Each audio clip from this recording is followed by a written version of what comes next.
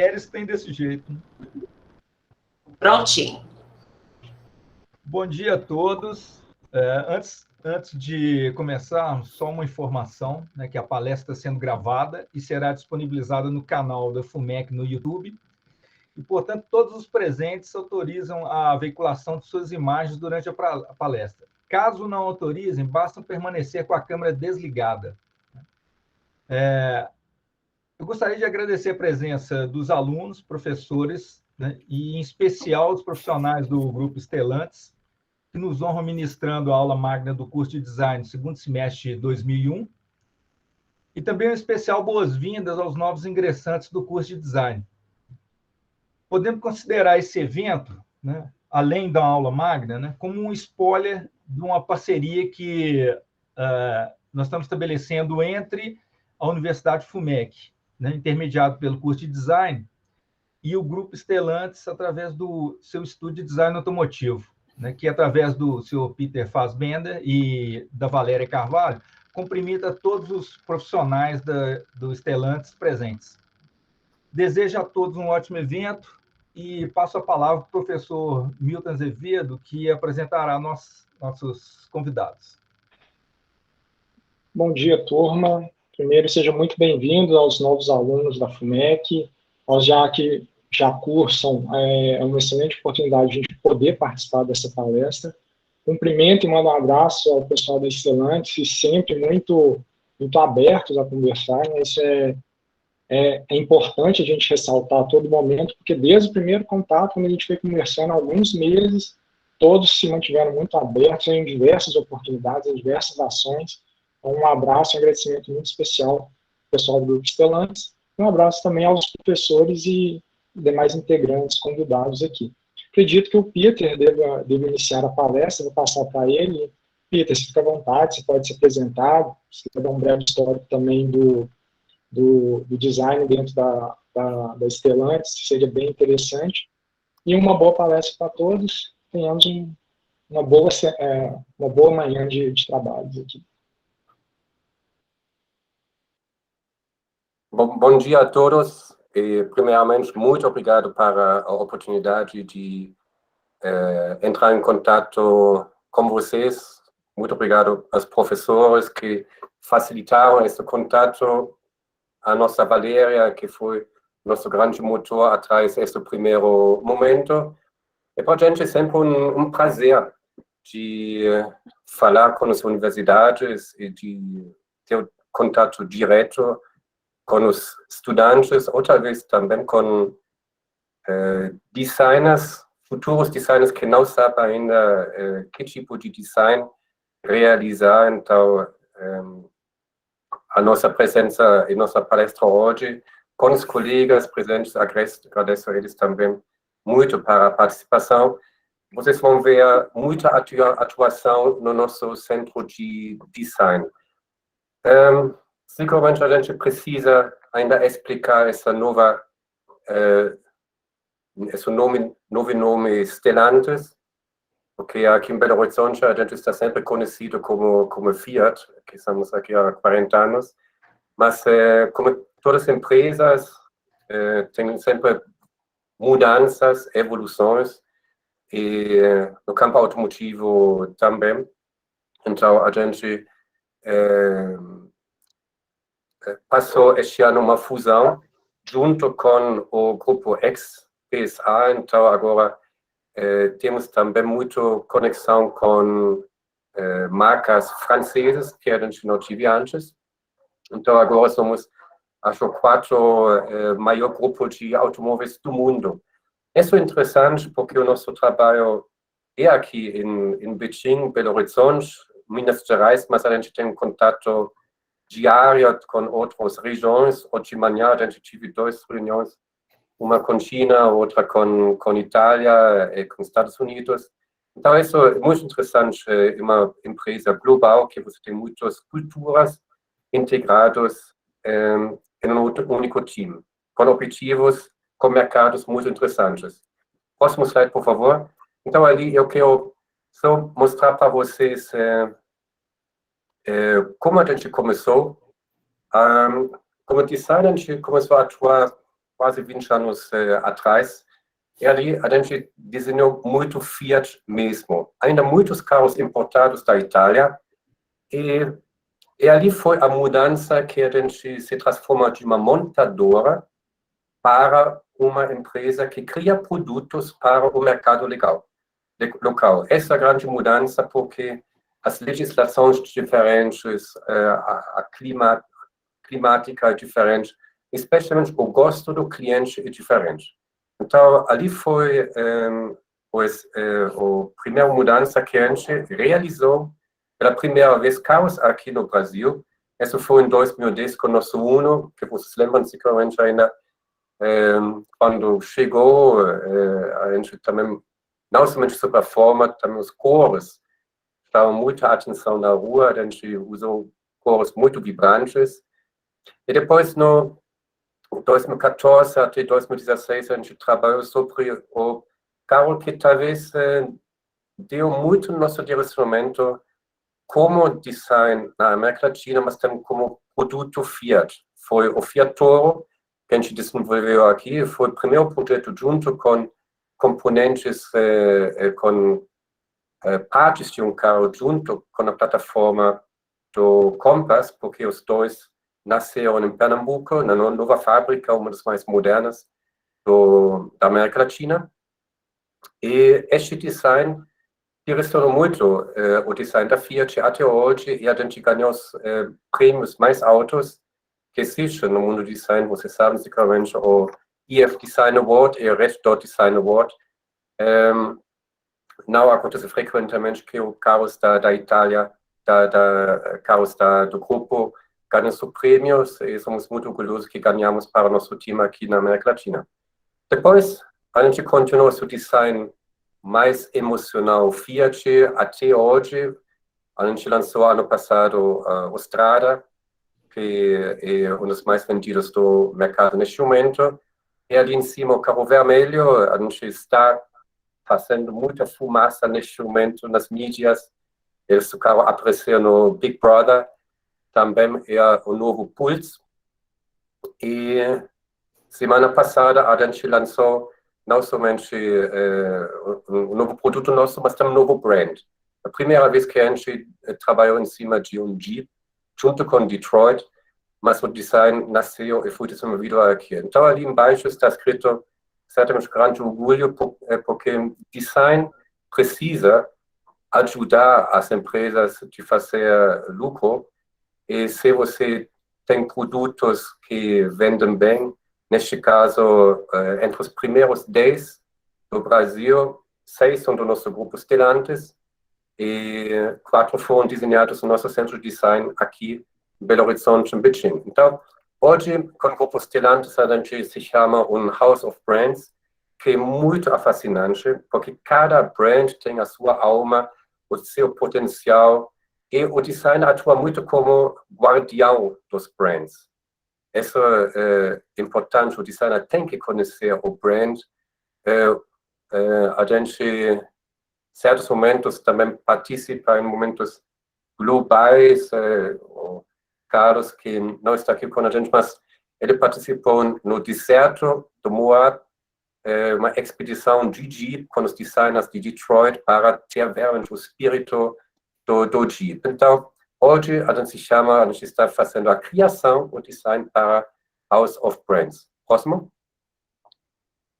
Então, aqui o nosso time, bem grande, muitos profissionais, expertos para cada atividade. Vocês vão ver quanta ajuda, suporte, criação, criatividade um time precisa nas próximas apresentações.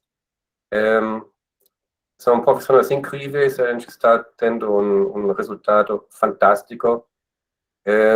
São profissionais que chegam de todos os lados do Brasil, e aqui o único estrangeiro, acho que sou eu.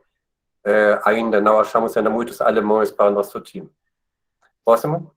Então, aqui está já escrito quantos tipos de atuações temos. Então, design workshops são nossos profissionais, são os modeladores, são os artistas que trabalham com a gente na argila, Temos Project Management, que vai ser a próxima parte, o Pablo vai apresentar.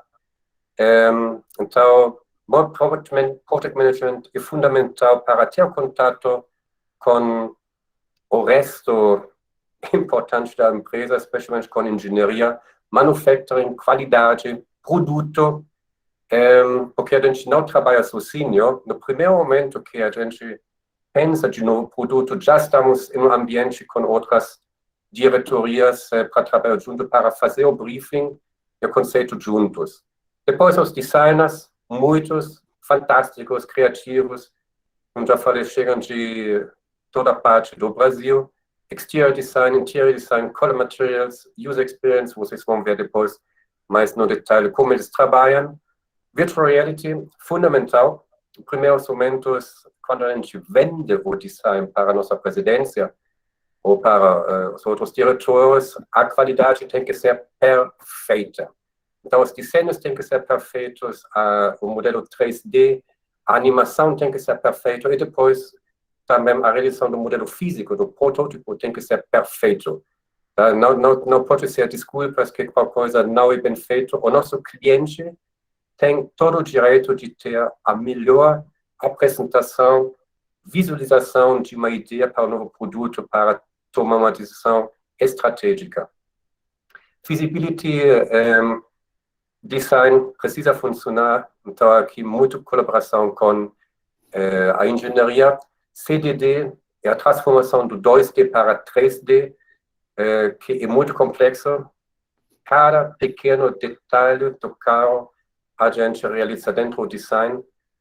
E é importante que essa qualidade é também perfeita, porque é a mesma superfície que a ferramentaria dos aços usa. Então, a gente controla até o último detalhe, cada superfície, até décimos de milímetros, é muito fundamental. E depois aqui temos ainda design gráfico, óbvio, muita atividade gráfica e MOPA são acessórios. Então, o time é grande, próximo, e a atuação é grande. Todo o grupo Stellantis hoje, muitos brands, e na nossa realidade, próximo, a gente trabalha especialmente sobre esses brands ali embaixo. Para falar a verdade, Alfa Romeo, a gente deixou aqui ainda por uma pequena esperança, porque é um brand que a gente adora. Não chega ainda muito para a América Latina, mas você nunca sabe. Então, a gente colocou na nossa parede aqui no nosso Design Center. Nossa grande atuação hoje é Citroën, Fiat, Jeep, Mopa, Peugeot e Ram. Então, ali estamos trabalhando neste momento bem intenso. Próximo. Importante, a gente ganhou no 2019, finalmente, a nossa casa. A gente esperava alguns anos para realmente ter uma casa, o best place to work, melhor lugar para trabalho no design. Todas as designers estão juntos, certamente as imagens são ainda antes da pandemia. Hoje a gente também está atuando com todos os protocolos de segurança no nosso Design Center. Temos máxima presença de 30%, distanciamento, máscaras, geo e garantido. Mas em tempos normais, é um lugar de grande encontro, de muita colaboração. Em cima, stories em cima e nosso open space, onde estão trabalhando especialmente designers. Direita embaixo, essa é a vista do designer. Essa é fundamental. A gente criou nosso Design Center em modo que tem sempre uma visão, uma colaboração entre design e a modelagem. E esquerda embaixo é um dos nossos showrooms do nosso prédio. Próximo. Ainda mais algumas imagens. A gente tem uma estrutura perfeita para fazer tudo. Em total são, acho, em torno de 3.800 metros quadrados em total, de 2 lugares. Então, aqui temos também a parte de direita em cima de User Experience, onde temos uma maquete estática. E embaixo, no meio, tem também uma fresa de uma longueza de 6 metros. Então, a gente, até pequenos caminhões a gente poderia realizar ali dentro. Então, uma estrutura perfeita para atuar. É um grande prazer para mim de ter uma equipe tão profissional, tão incrível e, muito mais importante, a confiança do grupo Stellantis para todos os produtos que estamos criando aqui. Vocês viram, a gente começou quase da zero e agora estamos responsáveis para todos os produtos que saem para a América Latina e estamos com certo sucesso. O nosso novo grupo Stellantis, novos brands, muitos desafios na frente, vai ser bem bacana. Então, essa é a minha parte, eu acho agora o próximo já o Pablo. O Pablo, o Project Management, ali eu falo sempre, forçosamente, eles ajudam a gente a fazer as atividades que o designer você não gosta muito da burocracia. A gente quer ficar mais na criação e muito obrigado, Pablo, e seus colegas, para ajudar a gente de passar no dia a dia nessas atividades. Passo a palavra para você e boa continuação na nossa palestra. Obrigado. Obrigado, Pito, pela introdução. Eu sei que eu sou o patinho feio aqui do setor, mas eu tenho que fazer o projeto andar, senão não tem lançamento. Bom dia, pessoal. Meu nome é Pablo. Sou Project Manager aqui do Design. Minha função, igual o Peter falou, é fazer a gestão de projetos. Sandro, você pode passar mais um slide, por favor? Eu trago para vocês hoje aqui um modelo de planejamento, onde o projeto tem duração de 36 meses e o design participa efetivamente de 4 etapas: conceitual, definição de estratégia, definição de objetivos, desenvolvimento técnico. Mais um, por favor. Na primeira fase aqui é o embarque dos designs gráficos, onde eles desenvolvem aqui os desenhos conceituais. Há um embarque também do time de cores e materiais, UX. Eles iniciam do zero e vão até a clínica de posicionamento, vendo ali as tendências de mercado de cor, material e tecnologias novas. Próximo slide, por favor, Sandra. Na segunda etapa aqui, os engenheiros entram fazendo a viabilidade técnica dos desenhos conceituais. Pode pular mais um. Com esse desenvolvimento técnico aí dos desenhos, ao embarque dos times de feasibility, shape designs e os modeladores em icing. Aqui o desenho 2D é transformado em 3D, aí tem as etapas marcantes aí, que é a confirmação do tema. Aqui a CAS, né, está a 30%, e aprovação do design, onde a CAS chega a 60%. Pode mais um, por favor, Sandra? Com a aprovação do design, aqui a evolução de um tema, e aí segue em classe C com os mesmos profissionais, até o congelamento da KC, na aprovação do programa. Aqui é suportado, né, fisicamente, igual o Peter falou, ali os artesãos ali esculpem a argila, fazendo o modelo em clay 1 para 1, dando suporte para o time virtual para melhorar ali as superfícies e ter o alisamento em sequência.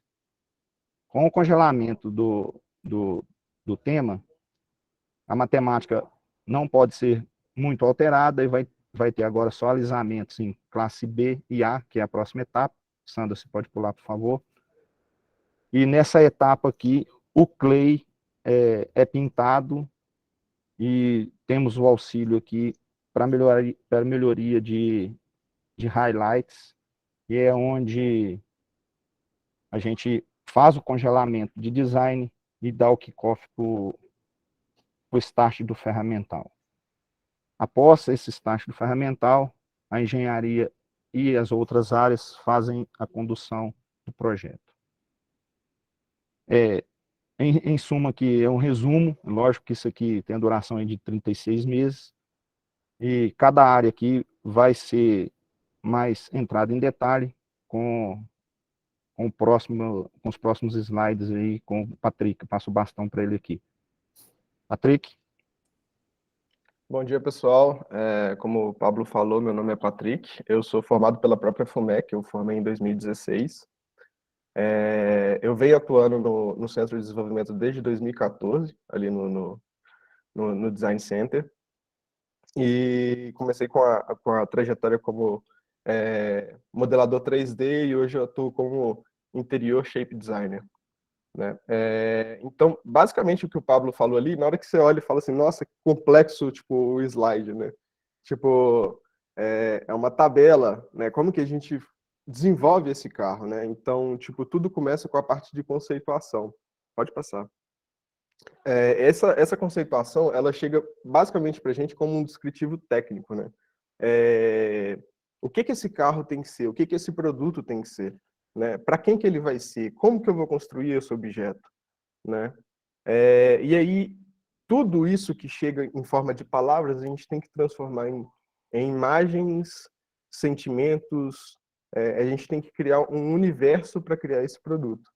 Então, basicamente, nessa parte, a gente vai no Pinterest, a gente vai nas redes sociais, a gente vê comentário de usuário, a gente pesquisa tudo em relação à vivência do que as pessoas querem, porque os carros eles não são projetados para a gente projeta para as pessoas. Então, essa é a primeira parte do nosso processo. E a partir disso, pode passar, por favor? E a partir disso, a gente começa a esboçar essas ideias e esses sentimentos e tentar transmitir todo esse universo que a gente construiu para criar um produto através de desenhos, né? E hoje, no nosso centro de desenvolvimento, como o Peter falou lá no início, a gente tem uma divisão, né? A gente atua em shape design de interno e shape design de externo, né? Então, pessoas que trabalham com o exterior do carro e interior. Questão de UX, graphic, os feasibilities, e a gente vai abordar mais para frente. Mas, basicamente, aqui são alguns tipos de ilustrações que a gente faz, alguns desenhos que a gente faz durante o processo, né? Então, você tem aqui a lateral de um carro, né? No caso, a Toro, que vai ser o showcase que a gente está mostrando nessa palestra de hoje. Né?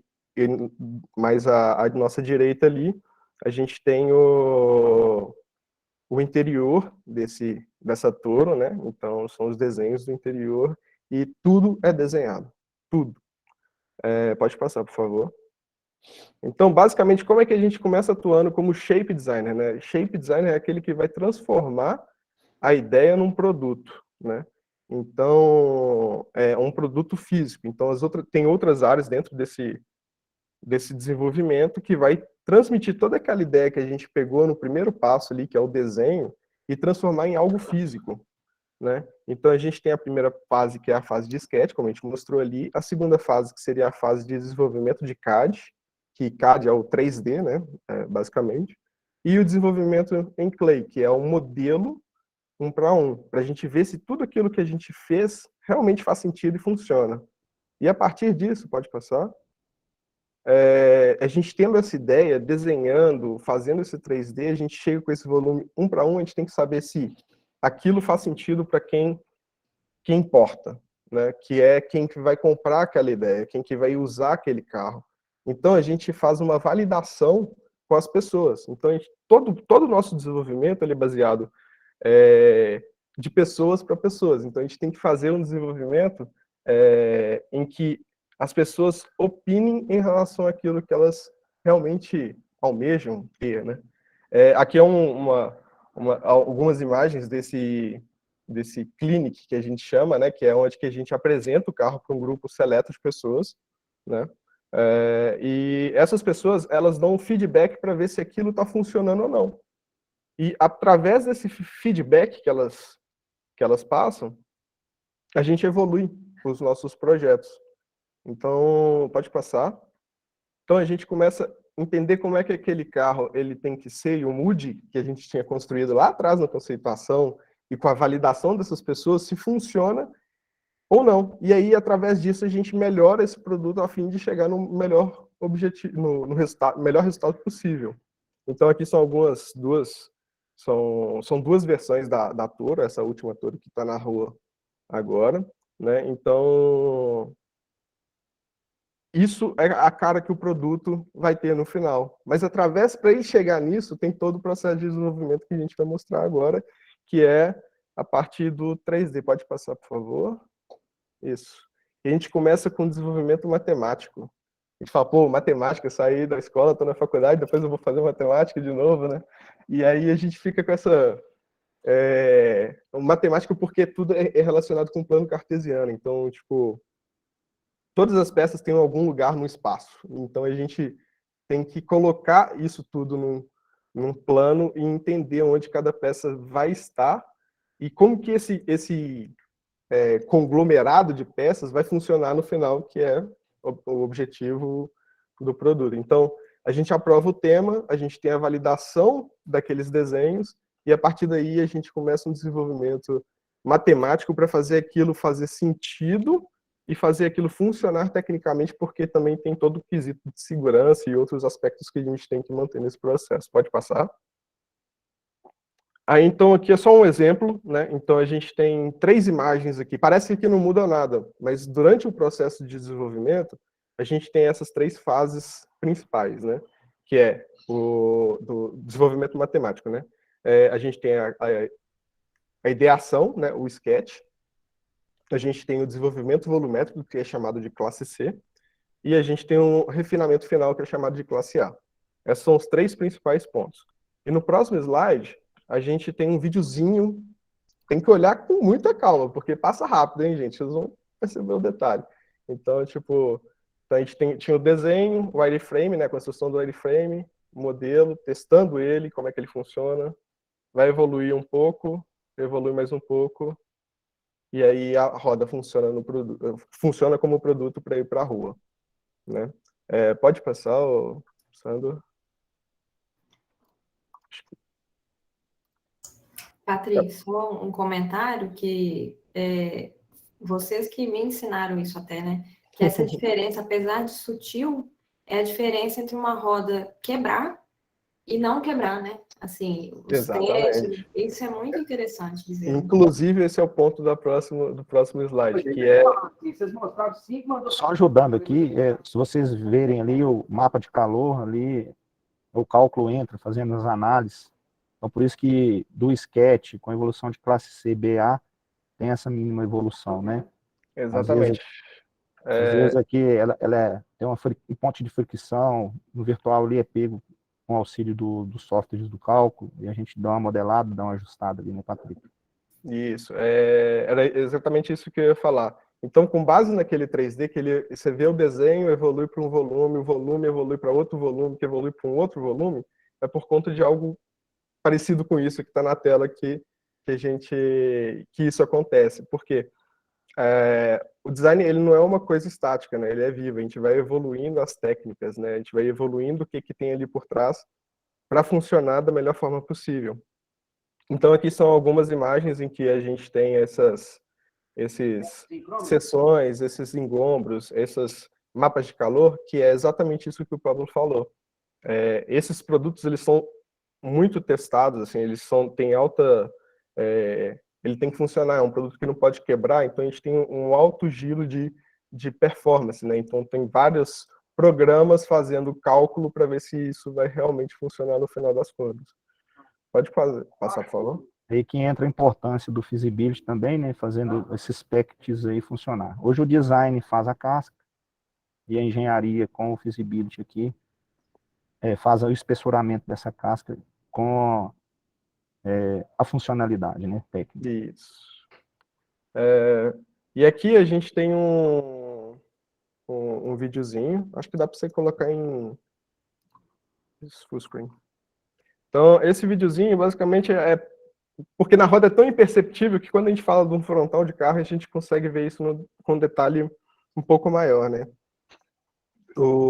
As técnicas, né? Todo aquele lado técnico de fatibilidade, ele vai mudando ao longo do tempo, e aí a gente faz alguns ajustes, vai ajustando aquele tema de design, né? Aquela linguagem que a gente adotou, e para chegar no melhor produto final. Então, isso igual eu falei, ele é totalmente testado durante o processo, e aqui é um exemplo, né?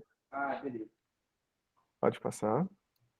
Ali, se vocês tiverem percebido, né, a grade ali vai aumentando, né, o dimensional devido ali à refrigeração, alguns temas de design, então tem que ter ali o cálculo de aerodinâmica, então faz essa evolução ocorrer durante o processo, né, Patrick?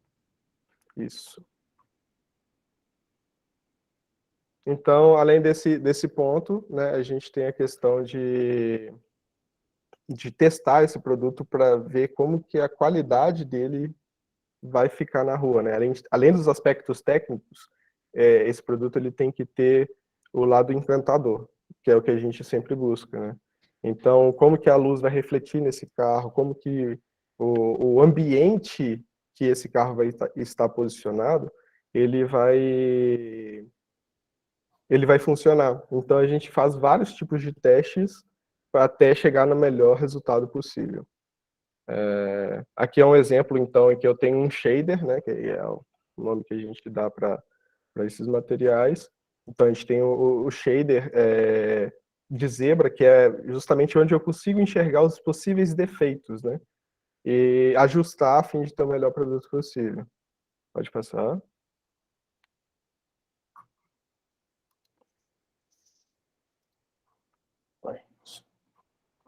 E o interessante aqui né, que há 20 meses do lançamento do produto, a gente já tem um modelo 1:1 pintado ali, que a gente percebe esses highlights aí, né, Patrick?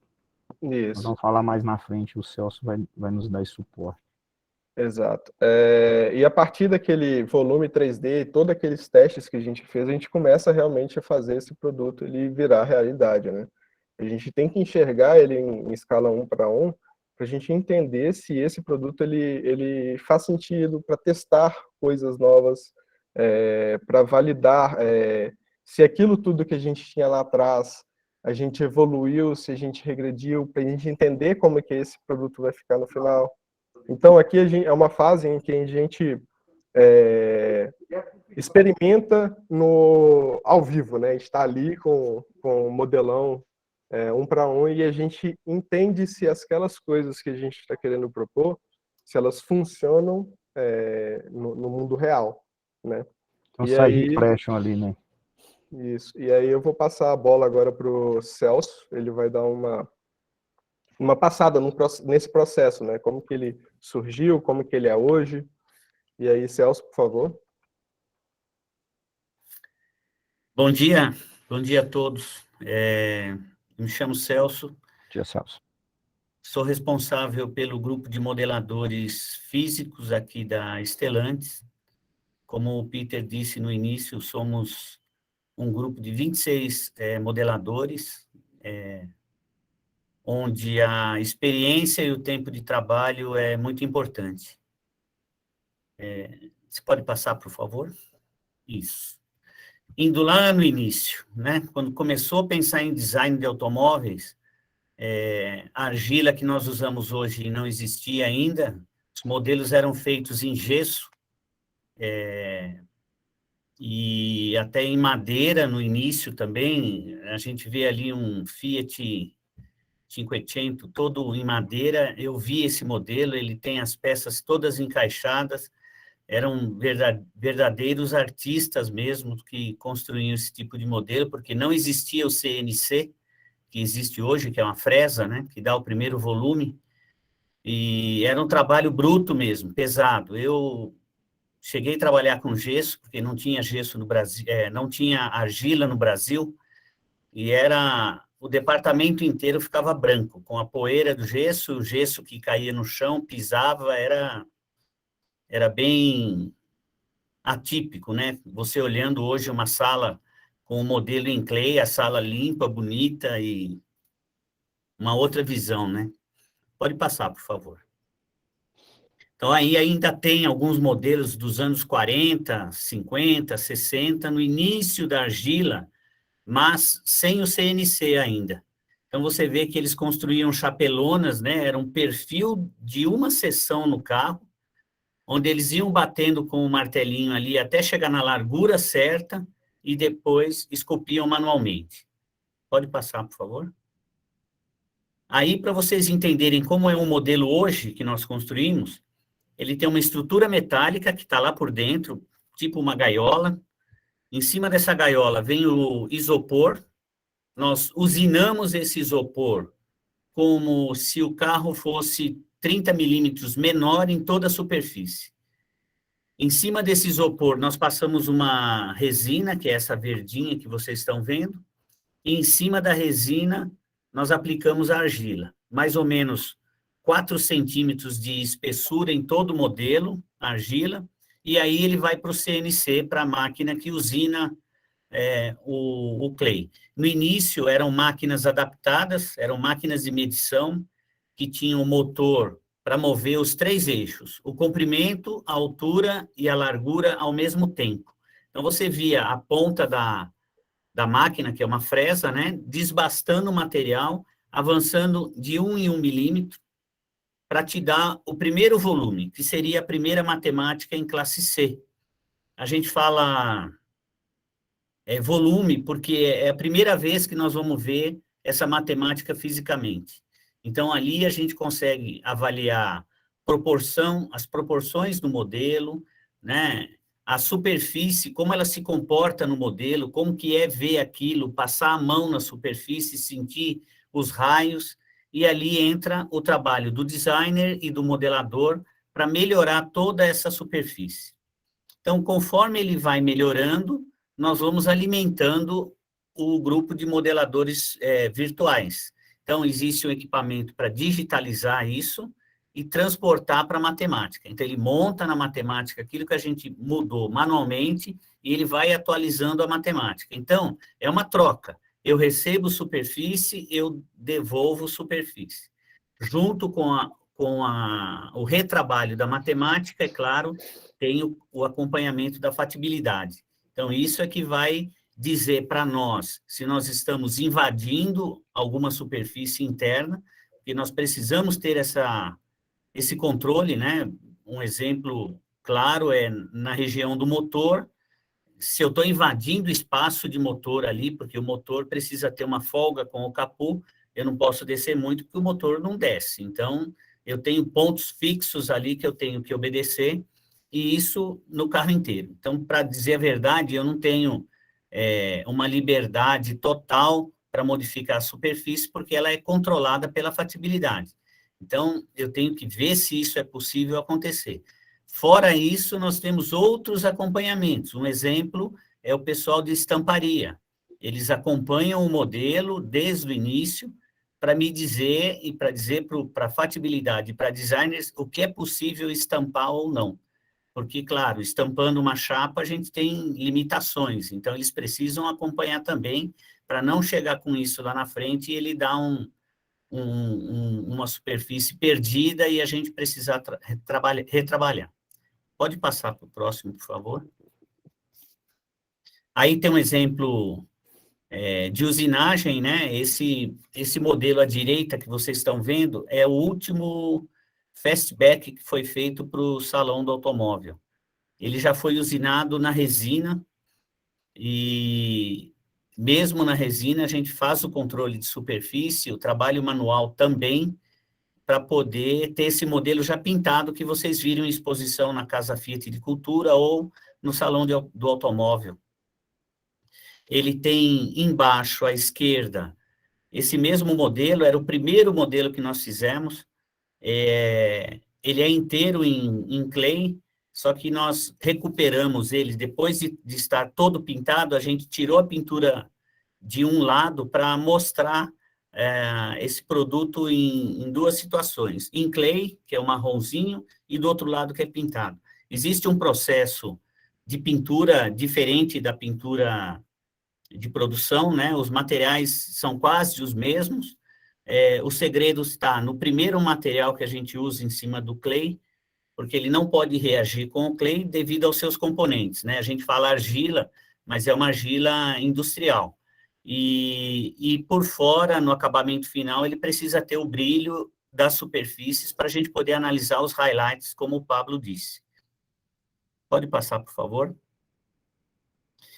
Tudo que a gente faz em externo, nós construímos também o interno. Então, existe um bucket separadinho, só com o painel, os bancos, console, portas, para a gente analisar o interno. Então, aí é onde faz o teste sentado, posição de motorista, para analisar a distância entre as ações que você tem manualmente no painel, posição de volante, movimento ao banco, tudo isso já aproveitamos para estudar nesse modelo.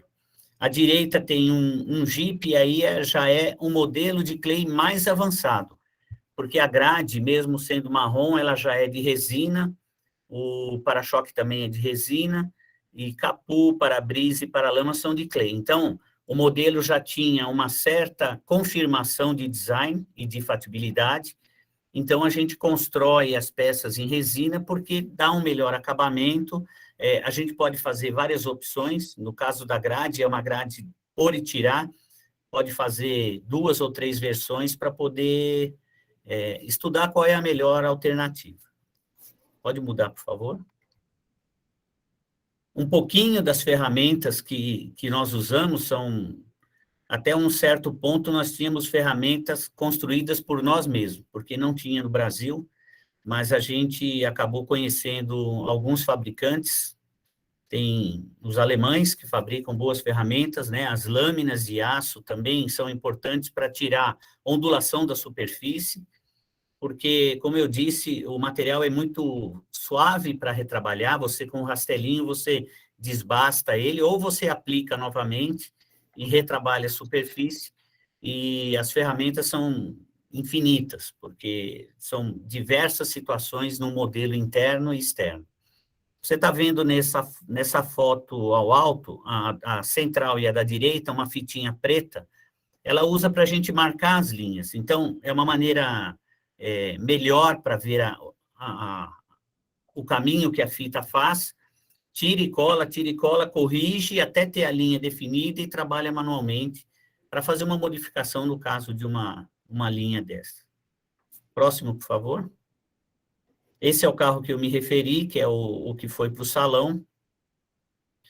No caso desse aqui, ele está em resina, ele tem transparência, os vidros, nós precisamos construir também a curvatura do vidro. As rodas desse modelo foram feitas em alumínio, não é uma roda fake, né, uma roda de verdade mesmo, mas é uma roda, mesmo sendo de alumínio, não serve para a gente rodar, porque ela não tem a resistência de rodagem. No caso das rodas, para um projeto normal nosso, quando a gente tem aí 3 tipos de rodas, nós construímos, em média, 8 rodas, 8 propostas de cada roda. Então, vamos supor, uma roda aro 18, nós vamos ter 8 rodas aro 18, construídas em fibra de vidro, montada no carro, que você olha, você tem um visual de uma roda de verdade. Então, a nossa intenção, a intenção da equipe de modelação é enganar aos olhos. Então, quanto mais perfeito ficar o modelo, para nós, melhor, e a sensação de que você está vendo um carro quase que beirando ao 100%. Só não é porque não funciona. Isso é importante de falar, porque, igual a gente falou lá atrás, né, toda validação que a gente faz durante todo o desenvolvimento, a gente sempre valida no físico, né? Então, é o que o Celso falou, a gente escolhe muitas coisas, a gente desenvolve muitas coisas na tela, mas a gente sempre tem o físico para suportar a gente. Isso mesmo, Patrick. O modelo é a confirmação daquele trabalho que vem acontecendo há alguns meses, né? Se a gente não tiver um modelo, nós só vamos conseguir ver o primeiro na linha de produção, e aí é tarde demais, porque já está tudo ferramentado, todo ele construído, aí não adianta se arrepender de alguma coisa que foi feita. Então, a gente precisa mesmo ter o modelo para confirmar o trabalho de designers, de fatibilidade, de engenharia, o trabalho produtivo também, né? Porque a qualidade acompanha o modelo também desde o início.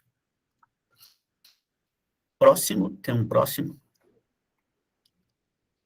Aí aqui agora a gente mostra um pouquinho do desenvolvimento, né, que a gente falou daqui até agora. A gente tira um pouquinho o lado do clay, porque aí a gente já parte do que seria a classe A, então a gente tem um desenho, né? Esse desenho a gente ilustra ele para ficar mais parecido com a realidade. A gente desenvolve ele em modelo 3D, né? A gente vai acrescentando detalhes e atrás de detalhes, e vamos validando esses produtos até ele ficar real, né? Então, para ele ficar real mesmo, ele tem que estar no ambiente testado. Então, aqui é uma simulação do que parte desde a parte do desenho até a parte virtual final do produto, né? Aí pode passar. Só um minutinho. Estou preso no looping do vídeo. Talvez dar um ESC, será? Ah, sim. Isso. E agora é com a Valéria.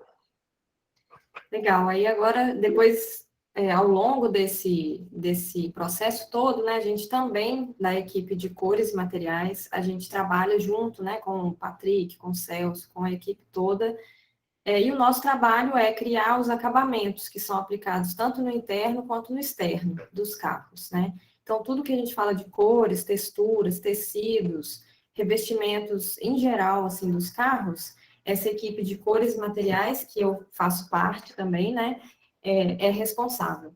E esse tipo de trabalho, ele também não existe só no automotivo, né? Ele existe em eletrodomésticos, em eletrônicos, na moda, em outros setores também. Existe esse profissional que trabalha com cores e materiais e acabamentos. Xandra, pode passar. O nosso trabalho, assim como o Patrick já falou, né, sobre o deles de shape, também começa com essa pesquisa, né, então, nessas fontes que todo mundo aí conhece, né, Pinterest, Instagram, e em algumas que são um pouco mais especializadas, tipo o Netcar Show, né, que é uma biblioteca extensíssima, assim, de imagens dos carros. Pode passar. E a gente, então, coleta essas informações para interpretar e traduzir para o nosso mercado, que aí, como o Peter falou lá no início, né, cada mercado é muito específico e a gente aqui no Brasil, aqui na América Latina, também precisa entender as especificidades de cada público, né, de cada marca, de cada veículo, principalmente agora, né, que Stellantis compreende aí várias marcas, então, isso também faz parte do nosso trabalho, né? E para isso a gente tem acesso também a alguns materiais e relatórios mais específicos, né, de agências de pesquisa de tendência, como a WGSN, como os nossos fornecedores, que também fazem esse material, esse trabalho todo, né, de pesquisa. E quem está comigo aqui também é a Laís, que vai falar para nós um pouco também sobre as outras etapas. Diga, Laís. Ei, gente, prazer falar aqui com vocês hoje. Eu cheguei um pouquinho atrasado, estava resolvendo uns pepinos aqui. Eu estou aqui na fábrica, a gente tem que ficar de máscara. Vou tirar aqui só um pouquinho para dar um oi. E é bem isso que a Val falou. Então, todo o trabalho do design, né, gente? Começa com a pesquisa, um briefing. Então, a gente expande nosso olhar. E aqui, principalmente para o automotivo, a gente tem acesso a essas plataformas pagas, né, como o WGSN, que vem muitos insights para a gente. Mas como a gente também tem um mercado, né, muito específico que é o Brasil, o mercado da América Latina, acaba que a gente tem que cavucar muito e pesquisar muito para a gente encontrar as coisas que pertencem, né, conseguem pertencer ao nosso mercado, conseguem pertencer à nossa realidade, né. Acaba assim que o pessoal lá na Europa, eles têm um acesso, Europa, Estados Unidos, eles têm um acesso de materiais, né, Val, que é muito maior do que a gente tem aqui. Mas dá para brincar e dá para fazer coisa muito legal. E aí, Xandra, você pode passar, por favor? Bom, então, a partir do briefing do carro, né, e todo esse material de pesquisa que a gente fez, a gente começa a funilar as tendências, os acabamentos que a gente encontra, e começa a aplicar eles verdadeiramente ao projeto, né? Então, aqui a gente tem um exemplo da Toro Range, que é um carro voltado, né, para o pessoal de fazenda, de roça, enfim, esse público com esse perfil, e aí a gente pesquisa muito o que tem a ver com esse perfil, como é que a gente consegue trazer essas sensações através dos acabamentos do carro. Então, o couro marrom, os bordados que tem essa pegada meio western, as cores mais quentes, e isso, enfim, temos esse caso da Toro Range, mas para todas as versões de todos os carros a gente faz esse trabalho.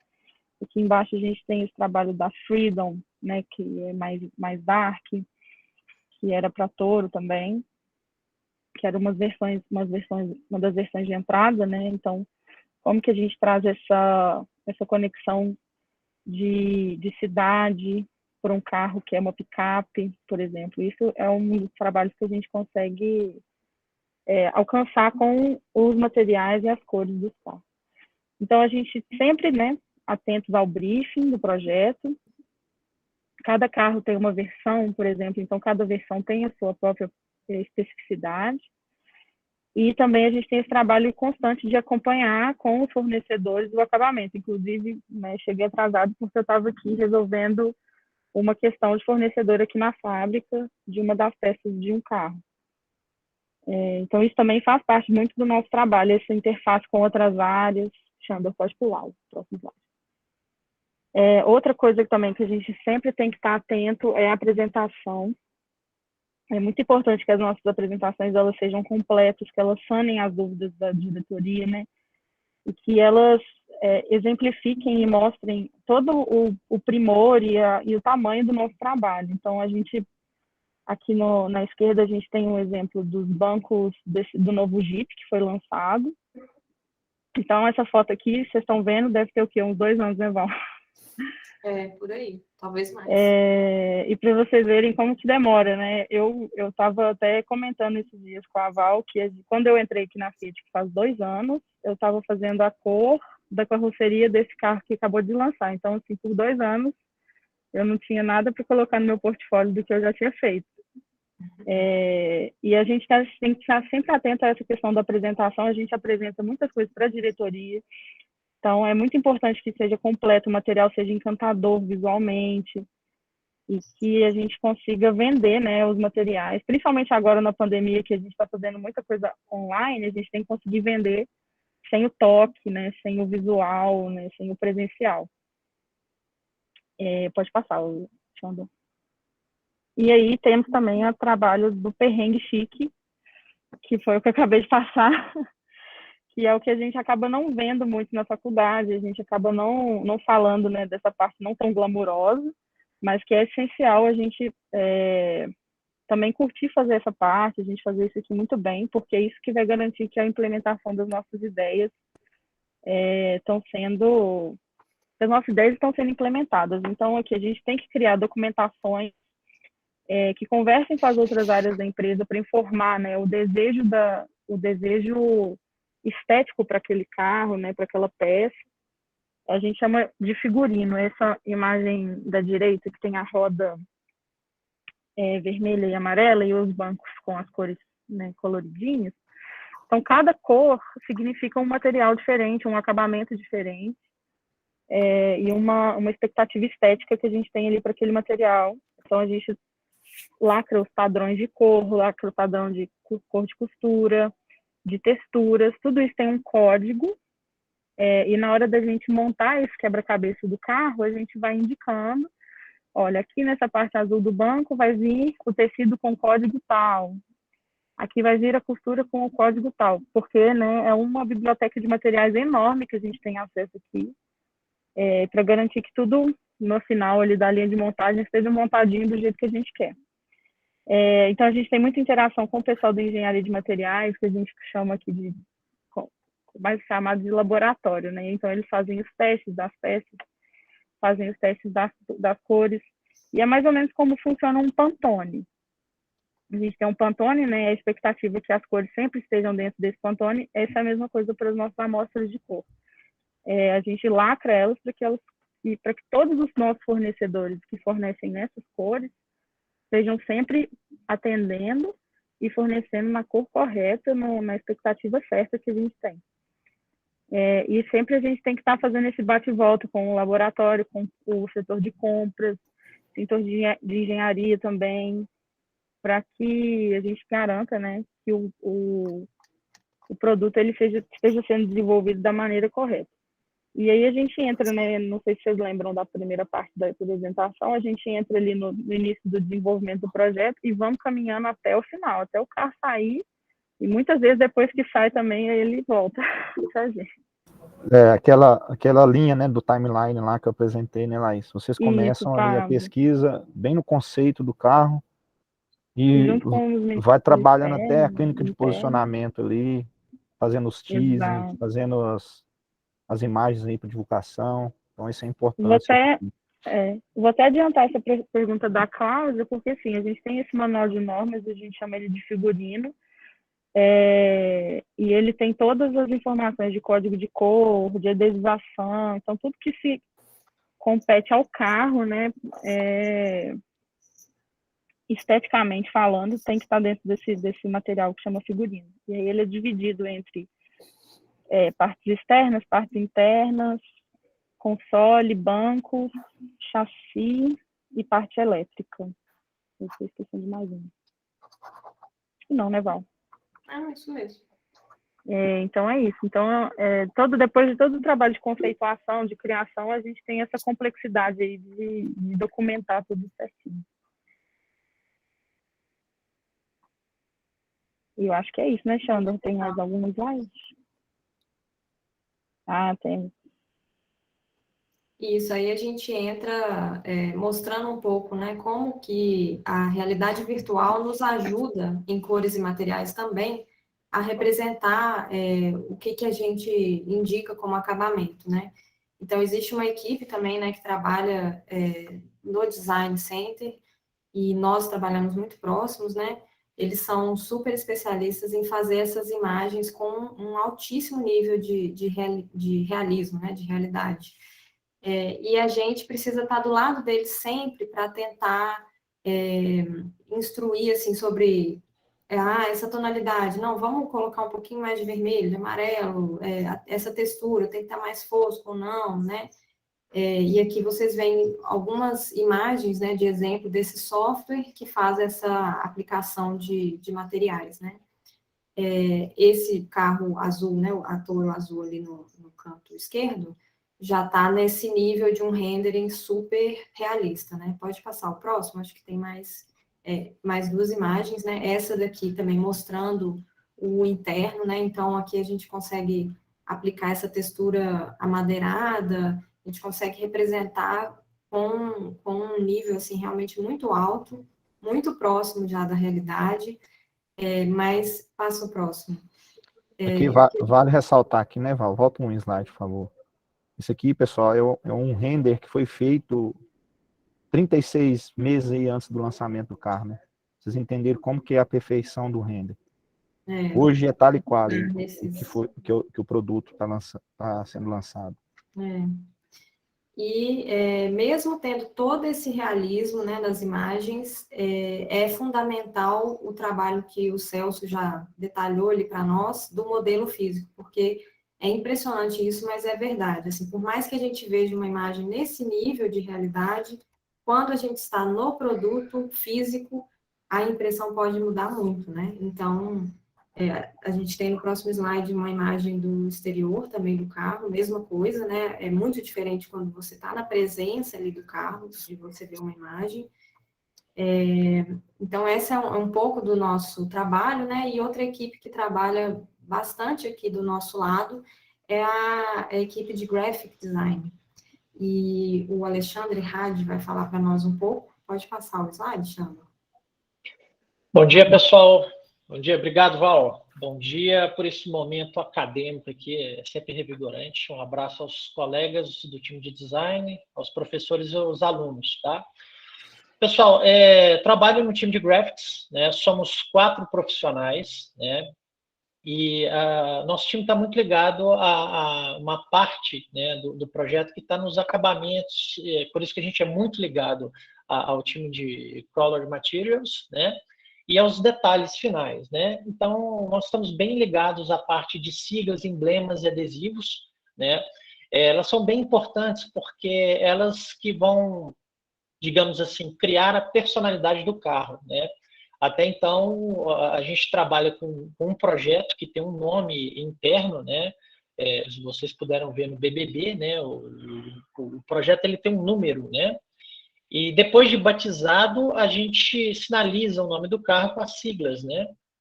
E a gente trabalha para diferenciar os modelos, né? A gente trabalha com os badges, né? Onde a gente identifica as versões, né? Então, a gente trabalha com, basicamente, algumas tecnologias de material injetado, né? Material cromado, material pintado, tecnologias recentes com materiais flexíveis como Chromex, né? E a gente assina a parte externa e interna dos carros, né? Os emblemas de volante, os emblemas no IP, no painel, como tinha no render anterior, tinha lá a wrench no painel, né, da Toro. E a gente trabalha também com os adesivos que classificam, identificam algumas versões, no caso é Endurance, que foi o primeiro adesivo que saiu na estrada, né, no ano passado. E é um trabalho bem legal, onde a gente tem uma interface com os outros times, né, e algumas partes, né, de acabamento. Pode passar, Xanda. Aqui um exemplo de sigla que a gente fez, tá? A sigla, geralmente, elas são 3D, né? Essa em específico é uma tecnologia Chromex, que é uma tecnologia que permite o material ser flexível, né? A gente sempre tem o cuidado de trabalhar com body color, né? Os materiais, eles têm que aparecer em todas as cores, em todas as pinturas, né? E também o cuidado de sinalizar, porém não interferir na linha de design do carro, né? Então ele tem que ficar numa zona neutra, tem que ter uma leitura fácil, né? E trazer essa identificação né, atendendo também as normas de segurança, né? A sigla ela atende essas normas também, né? Principalmente na parte externa do carro, né?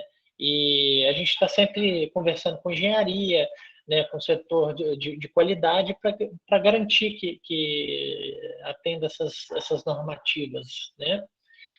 Um ponto importante também, nosso time sempre está apoiado pelos brand books. Eu vi alguém perguntando aí no chat, né? Então a gente tem esse cuidado de estar conversando com os brands, né? E sempre procurar fazer uma leitura com linguagem automotiva, né? A linguagem automotiva, ela desde os anos 60, ela vem evoluindo, né? Desde a época do Streamline, então a fonte vem evoluindo e ela tem uma linguagem própria automotiva. E a gente trabalha com isso evoluindo de acordo com os modelos, né? Com os novos lançamentos, a gente vai evoluindo essa linguagem aos poucos aí. Xandor, pode passar. Pessoal, isso é uma cereja do bolo para o nosso time, que é um trabalho sensacional, que a gente adora fazer, trabalhar com easter eggs, tá? O easter eggs, ele ficou muito conhecido nos filmes da Pixar, né? Aquela surpresa que está escondida na cena, né? No nosso caso aqui, a gente esconde ela nos carros, né? Aqui alguns exemplos da Jeep, né? A Jeep é um brand muito ligado à aventura, muito ligado à natureza, e então sempre tem um réptil, uma aranha escondida no carro, né? Não vou dar spoiler, mas toda vez que você entrar num Jeep, tem uma surpresinha escondida no carro, né? Aqui eu vou dar um pequeno spoiler, a gente tem esse calanguinho aí, pouco abaixo do limpador do Compass, tá? E sempre está contando uma história, tem um storytelling por detrás, né? Então, oi.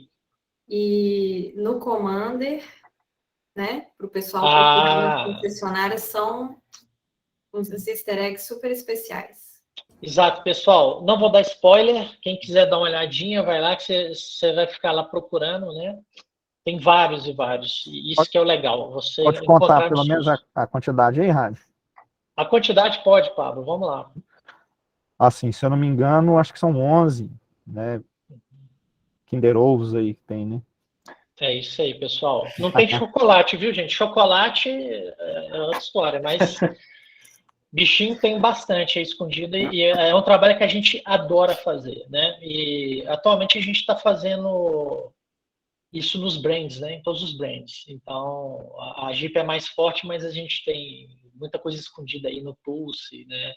E é um barato fazer isso, tá? Xandor? Pessoal, a gente trabalha com um conceito muito legal, tá? Que é o Bus Model. O Bus Model é uma oportunidade sensacional para o nosso time de estar trabalhando novos conceitos gráficos, né? A gente pode usar um pouquinho nos lançamentos aí. Então, a gente sempre trabalha em parceria, né? Normalmente com o time da Mopar, que é um braço do Grupo Stellantis que é muito forte nos Estados Unidos com os muscle cars, né? E aqui na América do Sul, eles são fortes na parte de acessórios, né? Então, geralmente a gente pode brincar, colocar, testar os acessórios, e o time de graphics atua no envelopamento, né? A gente pode trabalhar novas propostas gráficas, né? Propor manchas gráficas diferentes para o carro, e é sempre uma oportunidade de desenvolver um show car, né? Ele serve para chamar atenção para o modelo, ele serve para experimentações e, principalmente, evoluir para séries especiais, né? Não só com a inclusão dos acessórios, mas também da evolução dos adesivos, uma nova linguagem para uma possível versão, né? É um laboratório que a gente faz e também é um projeto super agradável, super gostoso de fazer. Xandor, pode ir. Aqui é um outro exemplo, tá? Desenvolvido pelo time, tá? Esse foi a Nisting, né? Um dos designers, o Léo Camp, trabalha sempre com sketchbook, né? E ele começou a trabalhar essa questão da Vespa, né?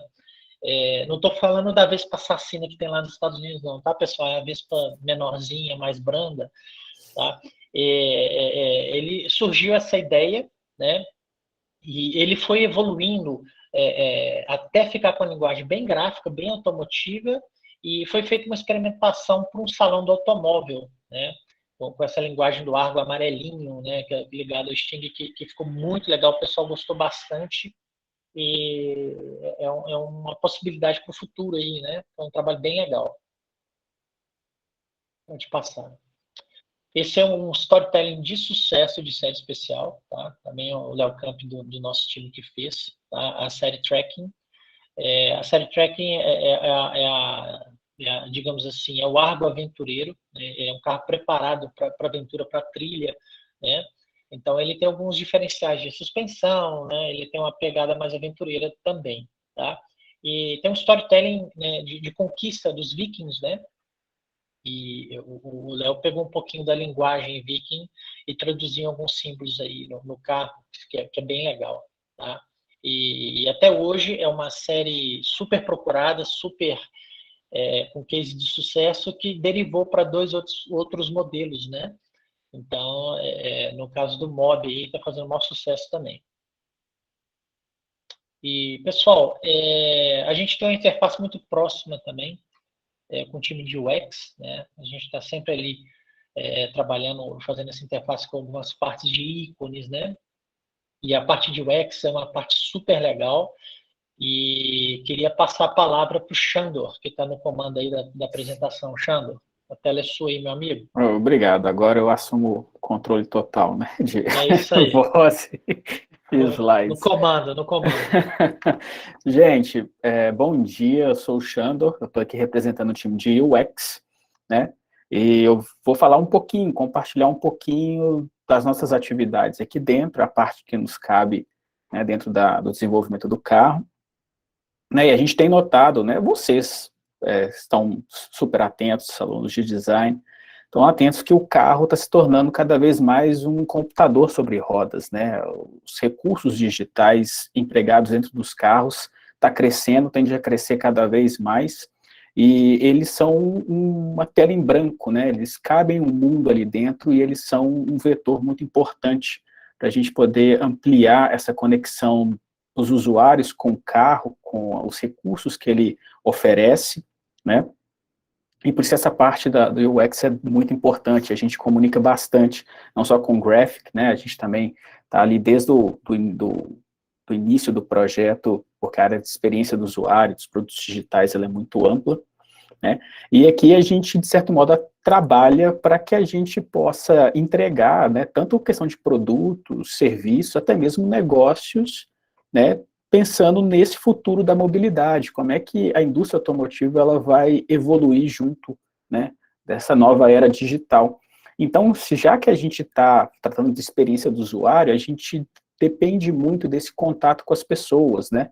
a gente precisa testar, verificar se por um acaso aquela linguagem que a gente está adotando, a forma como a gente está entregando as informações para as pessoas, está sendo de uma maneira satisfatória dentro da atividade de dirigir, dentro do que aquele veículo entrega como solução, né, aquela edição especial, como é que a gente pode potencializar essa sensação, né, do exemplo que a Laís trouxe lá atrás, né, da Toro Ranch, né, essa pegada mais de interior, de roça, de trabalho duro, como é que a gente pode usar essas telas, essas informações para ampliar essa imersão.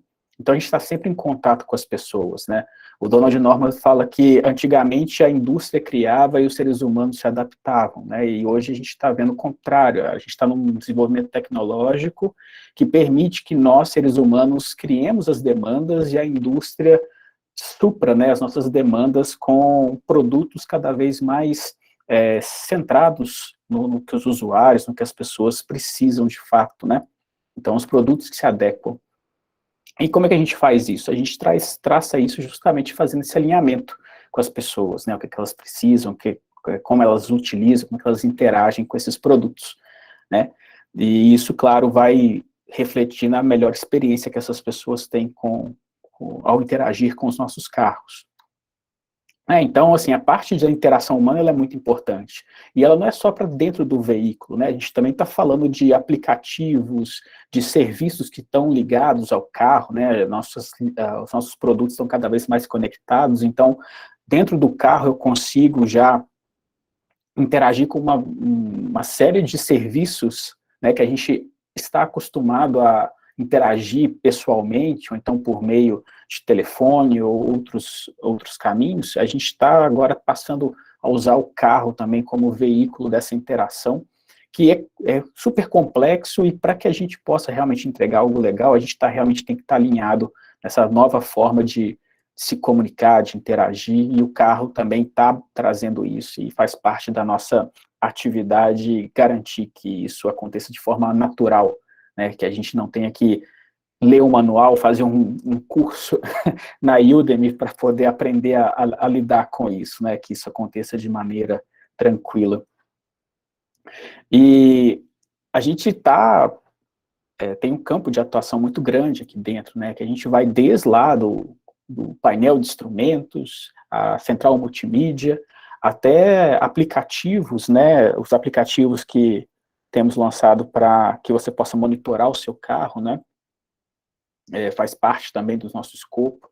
Também a gente atua em algumas propostas do site de interação com o mundo externo, né, do universo da Stellantis, de um certo modo, e a gente trabalha justamente para que a mobilidade do futuro, né, pareça um sistema operacional perfeito, daquele que está tão entranhado dentro do nosso dia a dia que a gente às vezes não percebe que está interagindo, né? Acho que todo mundo, uma hora ou outra, vai esbarrar com a máxima de quando você começa a prestar atenção demais num produto é porque tem alguma coisa errada, né? Então, quanto mais é fluida a sua comunicação, mais bem acabado, mais bem projetado esse produto é. Se ele começa a incomodar, aparecer demais, ganhar um protagonismo muito esquisito, pode ser que ele está meio deslocado. Então, a gente quer que essa mobilidade do futuro, seja por meio de serviços ou da aquisição de um produto, seja fluida, né, seja perfeita, e se integre no dia a dia das pessoas. E claro, né, a gente tem percebido essa invasão do digital, e a gente precisa atualizar os produtos e os serviços nossos para que isso aconteça de maneira agradável, visualmente falando, né. Estou carregando o vídeo aqui, será que... Então, a gente utiliza bastante de recursos visuais para transmitir essas informações, né? A gente tem uma infinidade de possibilidades e a gente precisa realmente reinventar. Então, como é que a gente pode traduzir melhor as informações? Como os nossos usuários eles vão saber exatamente o que a gente precisa que eles saibam, da forma mais agradável, da forma mais fluida possível, né? Lembrando, né, o carro está realmente um computador sobre rodas, né? Então, como é que a gente torna essa experiência próxima do que ele tem contato com outros produtos digitais, né? Isso não é só o trabalho de designers, né? Nosso time é bem multidisciplinar, quem nos ajuda com essas animações que a gente utiliza nos veículos é alguém que formou na FUMEC e do curso de design de jogos. Então, assim, as expertises, né, elas são muito valiosas para a gente, né? Então, quanto mais plural, quanto mais diversificado for essa visão, mais soluções a gente pode estar trazendo, né, para os nossos produtos e comunicar com as pessoas e ampliar a experiência dela com os nossos produtos e serviços, né? Então, fica claro, né, pessoal, que dentro da área de experiência do usuário, produtos digitais, a gente tem um pouco mais de liberdade para projetar, testar, reavaliar, adequar as coisas numa velocidade maior do que outras áreas, enquanto às vezes o pessoal precisa de um protótipo que o time do Celso vai demorar alguns dias para poder desenvolver, semanas, meses. Como a gente trabalha basicamente com o digital, a gente consegue utilizar metodologias mais ágeis de projeto, né? A gente projeta no digital, a gente prototipa numa velocidade mais rápida, testa, ajusta, volta. Então, a área de experiência do usuário está muito ligada e produtos digitais, né, ela está muito ligada com essas novas metodologias ágeis. Não quer dizer também que lá o Baxter, o Loebach e os outros pensadores clássicos das metodologias de design não perderam a validade, não. Simplesmente o material que a gente trabalha nos permite, né, ser um pouco mais ágeis na forma de projetar, testar e ajustar o material que a gente cria, né?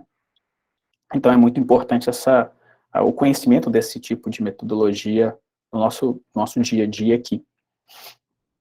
E é claro, né, assim, a gente está caminhando aqui para o finalzinho, isso daqui é só uma fração, né, do que a gente fala. A gente foi um pouquinho mais enfático nas áreas que a gente atua, mas aqui no Design Center a gente tem um outro mundo de possibilidades, né? A gente envolve desde aplicativos, sites, a gente também atua na viabilidade das exposições que muitos devem ter visto na Casa Fiat de Cultura, né, de dar esse suporte. A gente trabalha com sinalizações para espaços internos da fábrica, né? Imagina que são milhares de pessoas aqui trabalhando, como é que a gente se organiza isso e amplia a questão da comunicação e da segurança interna, né, questões de animações, que seja para um teaser comercial de um lançamento, seja para as animações que a gente utiliza dentro do carro, né, quando ele precisa demonstrar alguma coisa um pouco mais complexa que texto ou uma imagem estática não é suficiente para isso, né, as renderizações fotorrealísticas, elas são muito importantes para a gente poder passar essa ideia de algo que ainda está nascendo, né, que ainda não existe físico, mas que a gente precisa avaliar com um olhar crítico, focado nos detalhes. Então a gente precisa desses renders fotorrealísticos, né, projetos advanced, né, que a gente está olhando para o futuro, não só a questão como bem os nossos colegas já ensinaram, né, a gente não está só olhando para o conceito, para o agora, a gente está olhando para anos na frente, como é que a gente pode viabilizar isso de maneira estruturada e focada, né, questão do brand, né, da marca, como é que ela se projeta para o futuro. E vários projetos de sustentabilidade, né, seja um projeto de sustentabilidade social, né, esse aqui é um exemplo clássico disso, né, a gente está aqui conversando com vocês, querendo entender basicamente, mostrando o que a gente faz, né, e coletando de volta o feedback dessa nova geração de designers, né. E também a gente tem outros projetos de sustentabilidade voltados para a área ambiental, econômica também, fechando aí o tripé da sustentabilidade. E também, né, agora com o Grupo Stellantis, né, a gente tem várias marcas debaixo do nosso guarda-chuva, a gente também tem essa proximidade com o Peugeot Design Lab e outras iniciativas de fomento, né, ao design como um todo. Então é um universo, né, o Stellantis é um universo, o Design Center também é um universo à parte, e tem muita coisa acontecendo aqui, muita coisa que não cabe nos slides, né, só vivenciando mesmo para poder ver, e a cada dia que a gente está aqui, a gente descobre mais coisas. Colegas, tem alguma coisa que eu deixei escapar e que vocês gostariam de complementar antes da gente ir para as perguntas? Acho que é isso mesmo, Xandro. Falou muito bem. É isso aí. Bom, fechou com chave de ouro. Tá? Muito bom. Primeiro, eu queria muito agradecer a todos da equipe da Stellantis, assim, pela apresentação incrível, assim, muitos, além das perguntas, muitos comentários, todo mundo está muito interessado, muito ligado aqui, uma participação muito bacana dos alunos. E em relação às perguntas, queria deixar claro para os alunos que eu estou com a lista das perguntas aqui na ordem. Muitas a equipe da Stellantis já está respondendo aqui no chat, mas eu queria, como a gente tinha combinado um horário para palestra, né? Eu tinha combinado com a Valéria, né, que seria de 10h30 até 12h30. Então, eles não vão conseguir responder tudo. O que não tiver resposta agora, a gente vai encaminhar para o grupo para eles, né, darem um retorno, e também é um norteador para o grupo, porque na parceria da Stellantis FUMEC, eles vão oferecer oficinas, e depois nós vamos, no ano que vem, fazer um projeto maior, mais longo, de extensão em parceria.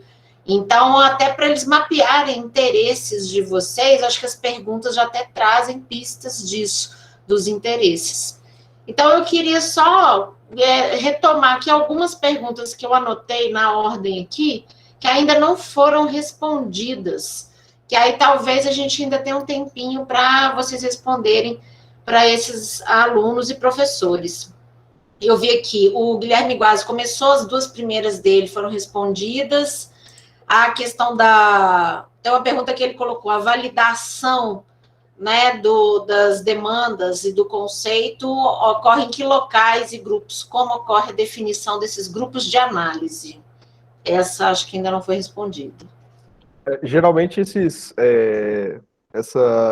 em relação ao clinic, né? Geralmente a gente junta esse público específico num local reservado, né? E a amostragem que eles pegam em relação ao... ela é seleta, né? Então, pessoas que comprariam aquele carro, pessoas que não comprariam aquele carro, pessoas que têm carro dos concorrentes.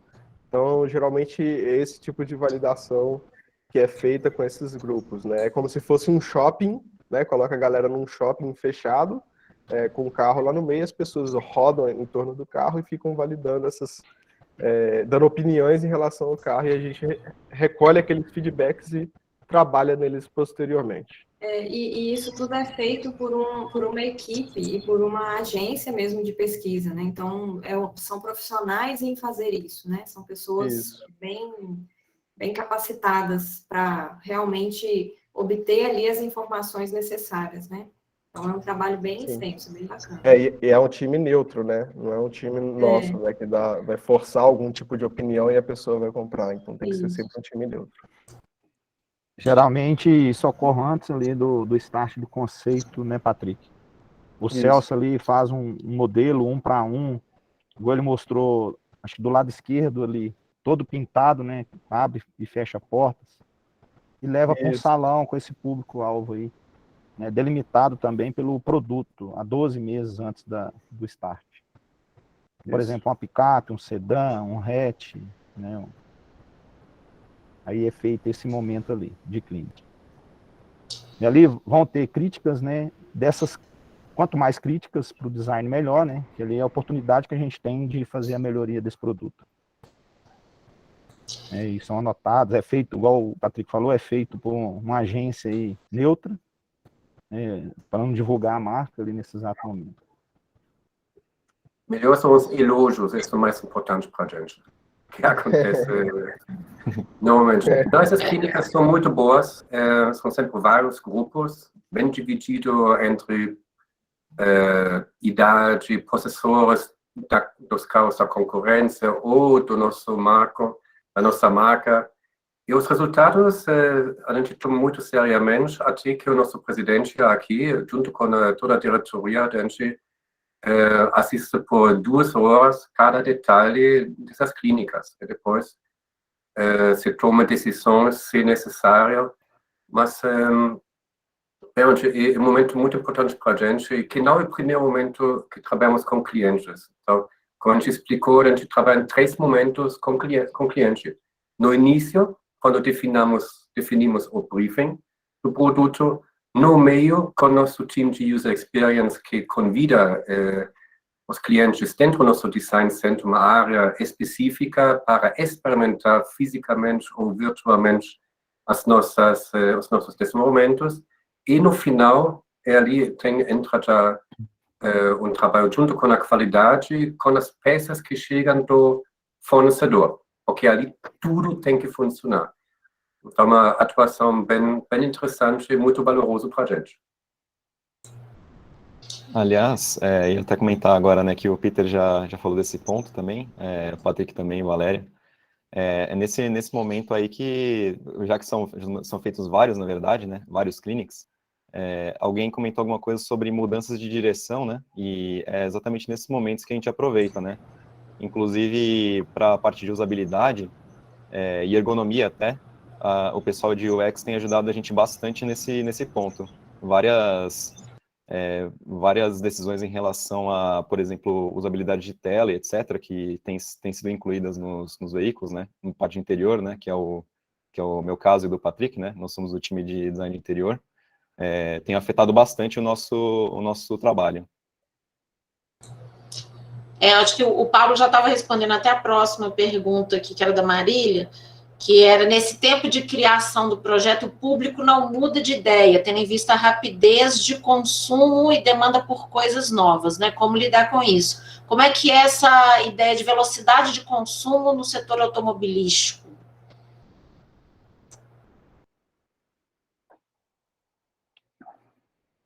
Bom, a gente está sempre muito atento para os pedidos e também das inovações, porque a gente quer sempre estamos criando os produtos sempre mais competitivos.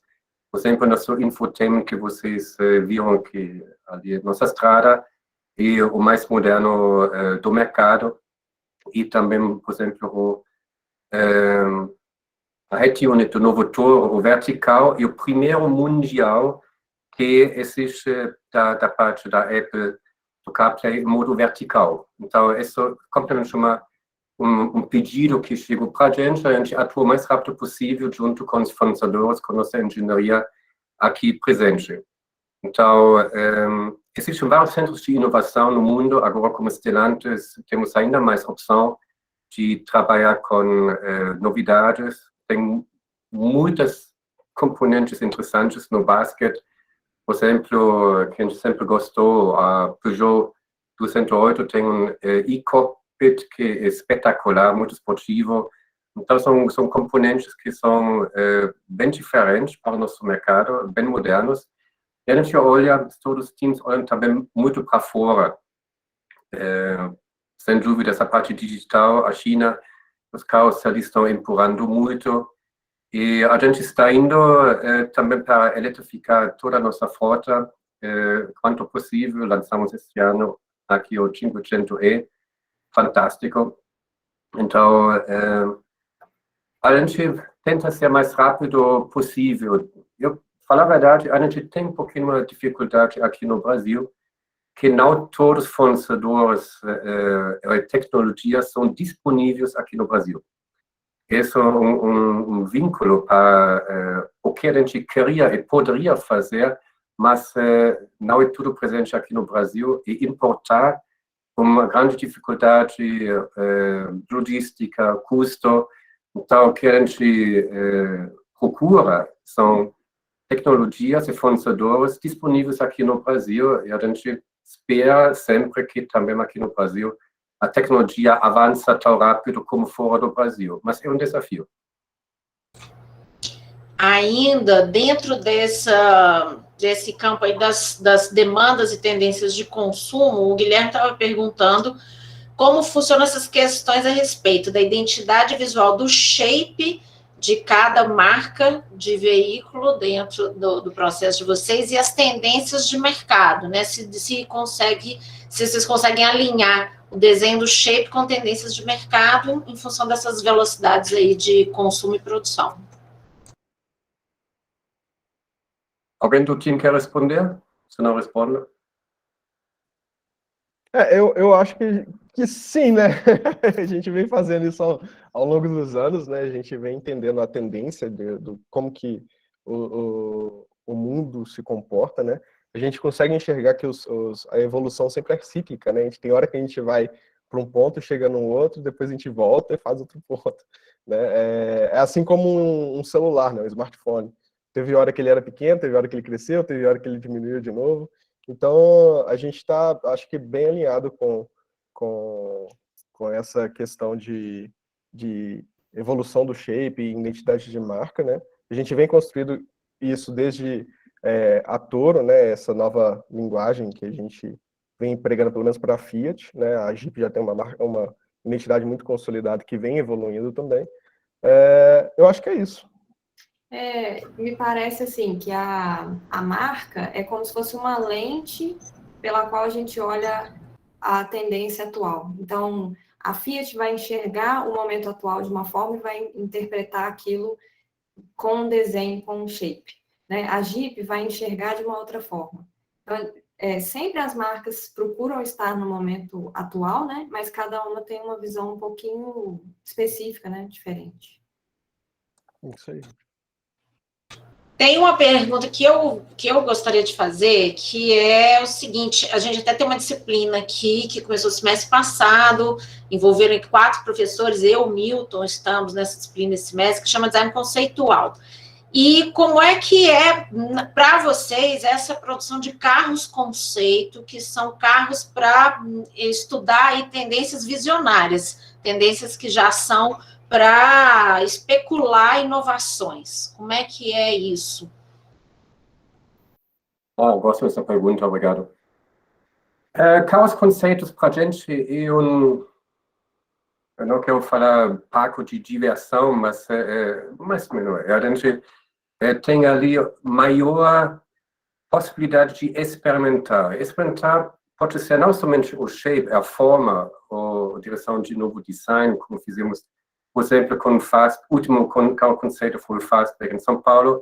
Ali foi direcionamento do brand Fiat, com uma forma Fastback, nova iluminação. Ali foi realmente shape e identidade de produto. Mas antes, a gente fez outros carros, conceitos, normalmente sempre para São Paulo. A gente experimentou já anos atrás um carro elétrico, um buggy elétrico, que acho que funciona até hoje, bem bacana. Mas também coisas conceituais. Por exemplo, a gente tinha no ano 2009, 2010, a gente tinha o projeto Fiat Mio, que foi uma ideia nossa, de novo, para fazer um carro conceito. A ideia foi, beleza, a ideia para um carro conceito pode chegar da diretoria, pode ser da gente, mas a gente queria fazer um produto com os consumidores, com os clientes, e a gente lançou esse projeto online. Tinha participação de mais de 11 mil pessoas. A gente prometeu de realizar este carro criado em 2019 e mostrar no Salão 2010. Então, isso foi, para a gente, uma grande aprendizagem de trabalhar diretamente com clientes, com apaixonados de carros. A gente experimentou as mídias sociais, que ali foram um pouquinho diferentes. Ser sempre presente, então, isso foi uma aprendizagem. A gente recebeu muito input, interesses para carros futuros. Então, ali foi mais um carro conceito de conceitual mesmo. Então, olhando para fora, os nossos colegas também fazem carros conceitos que vocês podem ver. A gente experimenta de tudo. E sempre muitos inputs que a gente recebe ali. Então, neste momento não estamos realizando, porque falta o público, falta o Salão de São Paulo, mas as ideias não faltam. Então, essa conceituação para a gente é muito importante. Internamente estamos sempre fazendo a gente chama Shelf. A gente dedica 25% do nosso trabalho em atividades que não são de projetos direcionados agora. Então, são projetos onde o designer, às vezes, junto com alguns engenheiros, tem toda a liberdade de fazer propostas. Essa é a nossa essência, porque a gente, nosso povo, nós somos os criativos e gostamos de empurrar o mundo. Eu falo sempre, o designer não se acontenta do status atual. O designer quer sempre melhorar o mundo, tem sempre uma ideia para fazer uma evolução, então essa sempre colocar aqui para os estudantes é parte fundamental. Tá? Empurra o mundo, não tenha medo de fazer propostas, essa é a nossa essência de existir. Muito bacana a gente escutar isso, porque essa disciplina começou o semestre passado, esse ano é a segunda vez que ela é ofertada, e ela está tendo muito interesse dos alunos justamente por isso, porque é esse momento em que a gente não cerca os alunos de limites, né? A gente deixa eles livres para fazer esse exercício criativo. Então, é muito bom escutar isso de vocês, que vocês dedicam tempo, né, para isso. Isso é muito legal. Tem mais algumas perguntinhas aqui, tá? Na hora que vocês acharem que já o tempo de vocês já esgotou, vocês avisam. O Guilherme perguntou como são projetados instrumentos do painel, pictogramas e tipografias aplicadas e marcadores gráficos aplicados no painel. Sobre o painel, basicamente a parte principal é o shape, o funcionamento dos produtos que a gente tem que alocar dentro daquele sistema, né? E a gente faz a questão também de fazer diferenciações cognitivas, né? Porque, por exemplo, a pessoa tem que acessar um determinado botão, né? Esse botão é de emergência. Então, ele tem que ter algum sentido, uma diferenciação tátil que vai me indicar que aquilo funciona para uma emergência. Por exemplo, o botão do Hazard, que é o pisca-alerta, né? Então, a gente faz essa atribuição. Quanto aos pictogramas, é um trabalho que é executado pelo time de UX, né? Eles têm toda uma gama imensa de pictogramas, tipo uma biblioteca imensa, e que a gente usa ela para aplicar nos veículos, né? Tendo determinado, tipo, os botões que eu vou precisar de utilizar dentro desse veículo. Existem uma série de imagens que, assim, a gente tem norma para ser utilizada. Lembrando, né, gente, a gente está pensando no ambiente do veículo, o ato de dirigir é uma atividade crítica, né, envolve segurança. Então, a gente não pode também esquecer disso, né? Então, existem certas imagens que já são utilizadas, já são padronizadas, e todas aquelas que fogem, né, dessa parte mais crítica, já de entendimento, né, o carro está aí há 100 anos, né? Então, assim, existe todo um histórico, né, de conhecimento acumulado. Então, tudo que foge um pouquinho disso, uma nova funcionalidade que às vezes está vindo num produto novo que nenhum outro carro antes teve, a gente propõe ideias e testa com as pessoas. Será que aquela forma que a gente está representando graficamente, aquela função, as pessoas estão entendendo que é para aquilo, sabe? As pessoas entendem que a gente está querendo fazer com que aquele ícone seja associado com aquela função ou aquele menu, sabe? Então, assim, a gente, claro, né, utiliza bastante pesquisa na hora de propor, mas quem é que vai realmente bater o martelo são as pessoas. Então, a gente realmente tem que fazer esse alinhamento para garantir que todo mundo vai entender aquilo que a gente está projetando no painel, né? Uma pergunta bem interessante, porque tinha uma pergunta antes, o que foi mudado no 500e, onde não mudou muito, mudou o idioma, exatamente na nossa interação no infotainment com o cliente, mas a gente tem situações engraçadas. Sandro, o time sabe nisso, quando a gente faz uma importação de um componente ou uma tecnologia aqui para o Brasil, e aparecem ícones, a gente olha e a gente se pergunta, mas o que significa essa ícone? Então, ali acontece frequentemente que a gente cria uma ícone que é entendível para o nosso mercado. Também, simplesmente, quantas frases, palavras a gente precisa traduzir, sendo sua ali bastante, de tradução, depois as palavras têm uma linguagem diferente, então você precisa adaptar de novo o layout, porque o idioma é diferente. Então, isso entra no nosso time de UX, Graphic e Interior, então, ícones, muitos são standardizados, mas a gente trabalha muito em modo que cada função é fácil para entender da parte do nosso cliente. A gente quer evitar que o cliente leia um manual. E nosso infotainment vai nessa direção que você experimenta e depois, 1 minuto, você já entende como funciona, como é a sequência, isso também que a gente experimenta com os clientes dentro do nosso time de User Experience. Muito importante. Ótimo. E o Inácio fez uma pergunta que eu acho que até que dá para estender um pouquinho para outros softwares, que ele está perguntando assim, para o rendering, vocês usam o Unreal Engine, e talvez vocês falaram um pouquinho dos softwares que vocês usam, né, na área do design. Essa pergunta aí é boa para o Raad, hein, Raad? Opa! Pessoal, render 3D para a indústria automotiva usa-se o VRED, tá? É uma ferramenta da Autodesk dedicada à visualization, tá? A Autodesk, antigamente ela era Wavefront, né? Ela é a pioneira no segmento automotivo, né? E é uma ferramenta adotada desde então, mais ou menos 20 anos assim, oficialmente, né? E para visualization, então, oficialmente, globalmente, se usa o VRED, né? Hoje estão surgindo várias tecnologias de render, né?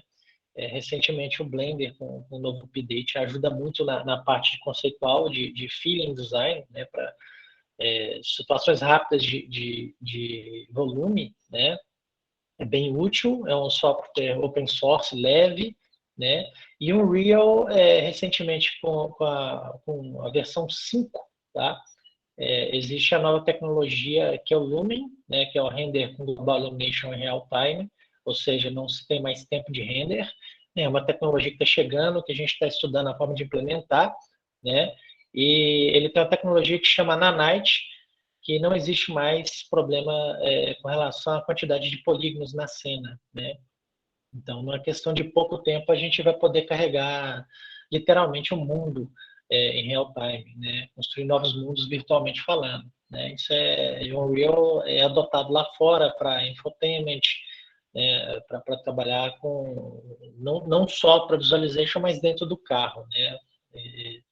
Isso são as tecnologias e a gente vai estudando e, na medida do possível, implementando, né? Mas, atualmente, é o VRED, que é uma excelente ferramenta que o time de visualization usa. Eu acho que, completando a questão dos softwares aí, a gente, igual o Raad falou, para visualização, a gente tem o VRED, a Unreal está entrando agora, tem o Blender como uma visualização rápida, o Blender também como modelagem 3D, que a gente tem utilizado bastante dentro do time, né? O Alias, Autodesk Alias, que é importante para modelagem 3D dentro do estúdio ali, né? E o Photoshop para as criações, né? Então, mas tem outros, né, que a gente acaba usando assim com o dia a dia, mas essas são as principais ferramentas assim que a gente atua ali dentro do estúdio. Illustrator também, por exemplo, né? O pessoal de Graphic usa muito, né? O pessoal também os designers, né, no geral, eles acabam às vezes recorrendo a softwares que eles têm um pouco mais de conhecimento já prévio, né? Por exemplo, Hypershot, por exemplo, né? Blender é uma coisa um pouco mais recente, então nem todo mundo usa, né? Mas aos poucos ele está sendo introduzido. E o Alias também, com as atualizações que ele teve, ele também está incluindo agora modelagem poligonal, né? Porque o Alias, que a gente comenta aqui, né? Ele é um outro tipo de software, né? Ele não é exatamente paramétrico, mas ele faz parte de uma classe de software que se chama NURBS, né? Por isso que a gente chama de matemática, né? Porque cada superfície que a gente cria ali, os nossos modeladores, né, os designers também fazem isso para indicações, etc., né, de design, eles são cálculos matemáticos, né? E por isso que a gente usa esses termos, assim, e às vezes a gente fala aqui com vocês e esquece que a gente está falando com vocês e vocês não conhecem, né, exatamente isso aí. Então a gente deveria falar apenas modelagem, né?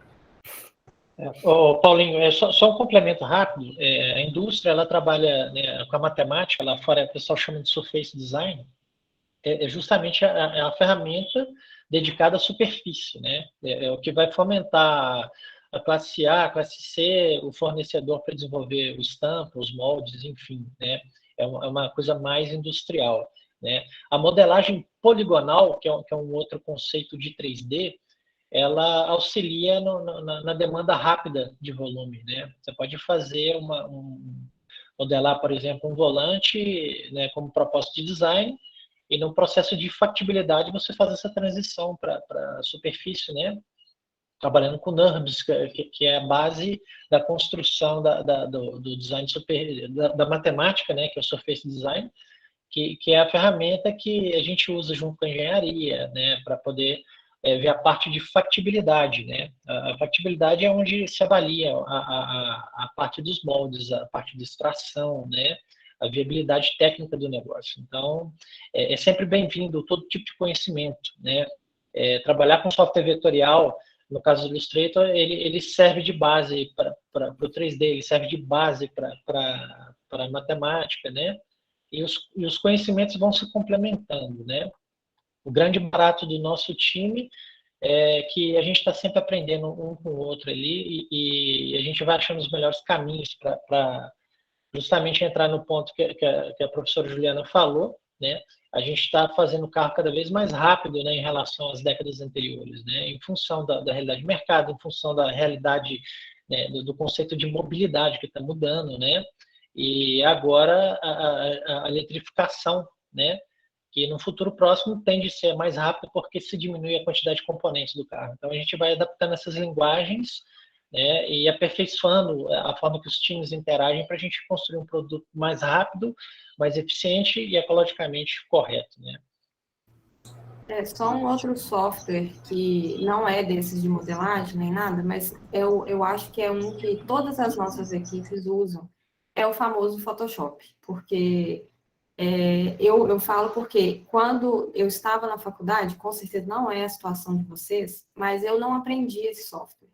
E eu fui aprender quando eu comecei a trabalhar. Então, e hoje realmente, assim, eu não tenho nenhum nível avançado, mas, né, me viro, e isso é imprescindível, né? Essa questão dos softwares é sempre um interesse muito grande deles e uma dúvida deles. E muda muito, né, no mercado, então é muito importante. Ô, Ju, eu queria só pedir aí para o Sandor complementar, para falar de alguns softwares de UX, prototipagem de software, Kanban, gestão aí. O que vocês podem também falar sobre isso para completar aí? Aí a gente podia juntar essa pergunta do Breno, que a Cristina também perguntou sobre o UX, né? Para testes de UX, como são feitos os testes, né, de produtos. E aí, então, falar um pouquinho, talvez, né, das duas coisas ligadas ao UX. Peter levantou a mão. Sim, um ponto para mim muito, muito importante.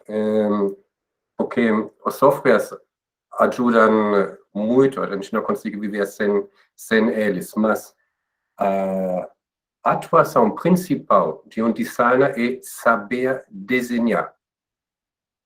Por favor, os softwares são muito importantes depois da realização das suas ideias, mas não resolvem os seus problemas. Eu falo isso porque eu vejo às vezes desenhos e depois diretamente um modelo 3D que não funciona, ficou bem ruim, porque faltou a parte de desenvolver. Nada faz a substituição de um lápis, de um papel, mesmo digital, de modo que o designer pode colocar, visualizar o que tem na cabeça.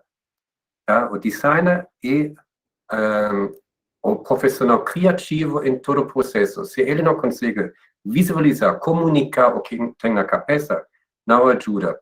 Então, os softwares não resolvem os problemas, mas realizam o que foi bem pensado e desenhado. Então, por favor, nunca desistam de desenhar muito com lápis, com papel, mesmo digitalmente, mas é sempre a base da nossa atividade como designer. Designer tem que saber desenhar. Perfeito. Tá, vou emendar com o que o Peter falou e eu já respondo, tá? E realmente, quando a gente começa a gerar alternativa, começar a colocar ideias, e a gente começa no software, às vezes a gente se pega tentando resolver o desafio da modelagem e esquece de deixar a ideia fluir. Então, já no começo, a gente já começar no software, a gente já joga fora, né? Então, o papel ele é muito importante. Então, o software realmente ele é muito bem-vindo numa etapa um pouquinho mais avançada, né? Então, o desenho é fundamental. Aqui dentro do UX, a gente utiliza Sketch, Figma, Illustrator, Adobe Premiere, Maya, assim, um monte de coisa que a gente utiliza aqui. Vocês viram, né, a questão das animações que a gente pode aplicar dentro do carro. Então, são beira ali, né, basicamente modelagem tridimensional, animações complexas, então é uma gama muito grande, né, então, de softwares que a gente utiliza, e a gente também está sempre aberto a adotar um software que a gente percebe que ele vai potencializar, né, as nossas entregas, diminuir o tempo de desenvolvimento. Como é uma área, né, que a gente pode dizer que está em amadurecimento, a gente não tem ainda softwares que a gente pode cravar aqui que, olha, para a indústria automobilística, faça esse curso aqui, que se você está bem servido. Né? Então, tem várias alternativas no mercado, e até onde eu conheço, a lógica, né, a curva de aprendizado para você passar de um para outro é pequeno. Então, não é tão complicado assim. Ótimo. Olha, já são 12h25 e a gente ainda tem aqui um grupo aqui de perguntas bem grande. Então, a gente realmente não vai conseguir responder tudo hoje. Eu estou com todas as perguntas aqui anotadas, listadas, e eu vou repassar para vocês, porque eu acho que elas ajudam a gente a mapear esses interesses, as ansiedades, né, e as dúvidas dos alunos, até para parceria futura. E aí eu vou, até a Valéria, que é o nosso contato, que eu vou repassar para ela, e queria só agradecer muito e desejar assim, que a nossa parceria renda muitos frutos e que a gente consiga manter e abrir portas para muitos projetos em comum. Passo a palavra para a Valéria, então. Legal, obrigada, Juliana. Realmente foi muito bom, e eu quero aproveitar já e fazer um pedido para, nesse minutinho final aqui, quem puder, quem quiser abrir as câmeras, para a gente tirar uma famosa foto, que agora está sendo um print, mas vai ser legal também. Então, se os alunos puderem abrir aí a câmera, a gente vai tirar um print aqui bem legal. E só enquanto vocês abrem aí, eu vou falando também sobre as perguntas, né? A gente vai receber e responder. E, em contrapartida, a gente pede também, a gente está fazendo um formulário, né, de feedback sobre essa palestra nossa. E se vocês puderem responder, vai ser bem interessante. Eu até já estou com o link aqui, vou colocar para a gente no chat, mas depois, Juliana, se você puder também mandar para o pessoal.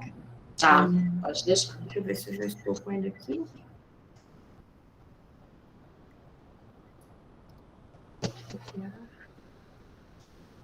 Vou colocar aqui no chat, mas vocês têm... A gente deixa alguns dias, né, para o pessoal que esteve aqui responder, porque vai ser muito bom, realmente, para a gente saber de vocês.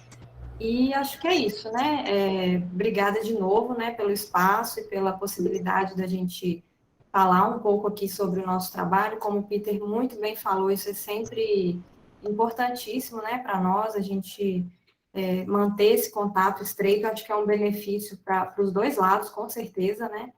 E vamos aguardar aí as novidades, né, Juliana? Isso mesmo, em breve. Novidades em breve. Guase. Eu queria agradecer a participação de todos e, em especial, aí o time da Stellantis, né, que generosamente ministrou essa aula magna aí para a gente, né?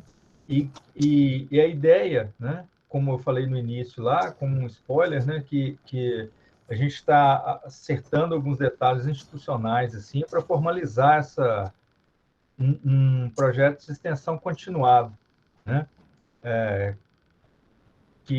Até onde a gente trabalhou aí, que tem um ciclo de 6 meses, né, um semestre, mas que nós vamos detalhar mais adiante, quando a gente já tiver avançado nessa formalização, né? E eu vou ficar devendo aí para o Peter, mas eu envio, através da Valéria, que tem um contato mais próximo aqui, né, nesse acerto nosso dessa parceria, os alunos que estão em instituições internacionais e as áreas de atuação, né, que a gente tinha conversado o censo dos designers. Antes de começar a palestra, né, que surgiu como curiosidade, assim, então vou levantar isso aí em caminho. E, mais uma vez, obrigado a todos. É isso, gente. Obrigada, alunos, professores, né, e convidados, né? Tava turma cheia aqui. Muito bom. Olha o X para a foto. Mas, pessoal, obrigado, viu? Valeu, gente. Falou, gente. Tchau, tchau. Tchau, obrigado. Tchau, tchau. Obrigado. Até mais. Tchau, tchau.